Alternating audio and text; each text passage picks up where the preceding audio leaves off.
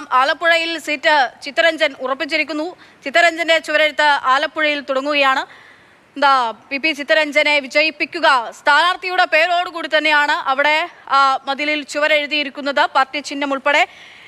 രഘുനാരായൺ വിവരങ്ങളുമായിട്ടുണ്ട്. രഘു, നമ്മളിപ്പോൾ BJPയുടെ ചുവരെഴുത്ത് കാണുകയായിരുന്നു. അവിടെയൊന്നും സ്ഥാനാർത്ഥികളുടെ പേര് എഴുതിയിട്ടില്ല. പക്ഷേ ഈ സ്ഥാനാർത്ഥിയുടെ പേരുൾപ്പെടെ എഴുതിക്കൊണ്ട് ഔദ്യോഗിക പ്രഖ്യാപനം വന്നിട്ടില്ലെങ്കിൽ പോലും അവിടെ PP ചിത്തരഞ്ജൻ തന്നെ ആയിരിക്കുമെന്ന് ഉറപ്പിച്ചുകൊണ്ട് ചുവരെഴുതി കഴിഞ്ഞിരിക്കുന്നു അല്ലേ?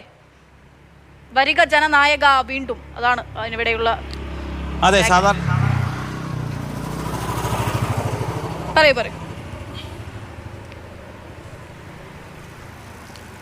സാധാരണ നിലയിൽ LDFിലും CPMലും പതിവില്ലാത്ത ഒരു രീതിയാണ്. സ്ഥാനാർത്ഥി പ്രഖ്യാപിക്കുന്നതിന് മുൻപ് ചുവരെഴുതുന്നൊരു പതിവില്ല. BJPയും കോൺഗ്രസും ഒക്കെ അങ്ങനെ കാണിക്കാറുണ്ട്. പക്ഷേ ഇത് LDFിൻ്റെ CPMൻ്റെ ജില്ലാ സെക്രട്ടേറിയറ്റ് അംഗവും നിലവിലെ ആലപ്പുഴ MLAയുമായ ചിത്തരഞ്ജൻ്റെ പോസ്റ്റർ ചുവരെഴുത്ത് എഴുതി തുടങ്ങിയിരിക്കുകയാണ്.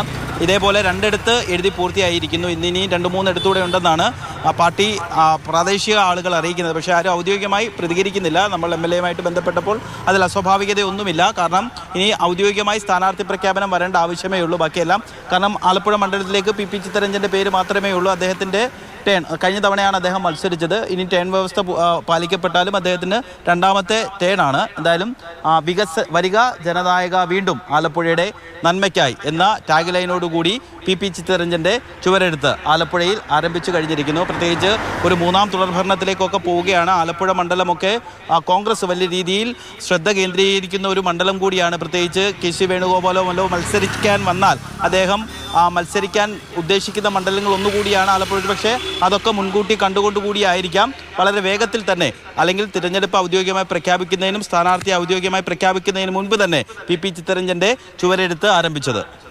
രഘു സൂചിപ്പിച്ച പോലെ തന്നെ CPMൽ ഇത് പൊതുവെ ഇല്ലാത്ത രീതിയാണ്. ഔദ്യോഗിക പ്രഖ്യാപനം കഴിഞ്ഞിട്ട് മാത്രമേ ഇങ്ങനെയൊക്കെയുള്ള പരസ്യ പ്രചാരണങ്ങളിലേക്ക് നേരിട്ടുള്ള ഈ ഇത്തരത്തിലുള്ള ക്രയവിക്രയങ്ങളിലേക്കൊക്കെ കടക്കുന്ന പതിവ് ഉണ്ടാകുന്നുള്ളൂ. നമ്മൾ തൃക്കാക്കര മുൻപൊരിക്കൽ ഇങ്ങനെയുള്ള ചുവരെഴുത്തൊക്കെ കണ്ടിരുന്നു. അന്ന് അവിടെ നടപടി സ്വീകരിച്ചോ നമ്മൾ കണ്ടിരുന്നു. ഇനിയിപ്പോൾ ഇത് ജില്ലാ നേതൃത്വമൊക്കെ അറിഞ്ഞുകൊണ്ട് തന്നെയാണോ അതോ അറിഞ്ഞിട്ടും അറിഞ്ഞില്ല നടിക്കുന്നതാണോ? എന്തെങ്കിലുമൊക്കെ സ്ഥാനാർത്ഥി ചിത്തരഞ്ജൻ തന്നെ ആണെങ്കിൽ പോലും ഇങ്ങനെയുള്ള നേരത്തെയുള്ള ഈ എഴുത്തിലൊക്കെ എന്തെങ്കിലും താക്കീതോ നടപടിയൊക്കെ ഉണ്ടാവാനുള്ള സാധ്യതയുണ്ടോ? സാധ്യത വളരെ കുറവാണ്. കാരണം ഒരു 3ാം തുടർഭരണത്തിലേക്ക് പോകുമ്പോൾ സ്വാഭാവികമായിട്ട് തന്നെ എല്ലാ സീറ്റുകളും പ്രധാനമാണ്. എല്ലാ സീറ്റുകളും നിലവിലുള്ള സിറ്റിംഗ് സീറ്റുകൾ മുഴുവൻ ജയിക്കുക എന്നുള്ളത് തന്നെയാണ് പ്രധാനപ്പെട്ട കാര്യം. സ്വാഭാവികമായിട്ട് തന്നെ ജില്ലാ സെക്രട്ടേറിയറ്റിൽ നിന്ന് പോയ പേരുകളിൽ PP ചിത്തരഞ്ജൻ്റെ പേര് മാത്രമേ ഉള്ളൂ. അത് സംസ്ഥാന കമ്മിറ്റി അംഗീകരിച്ചതുമാണ്.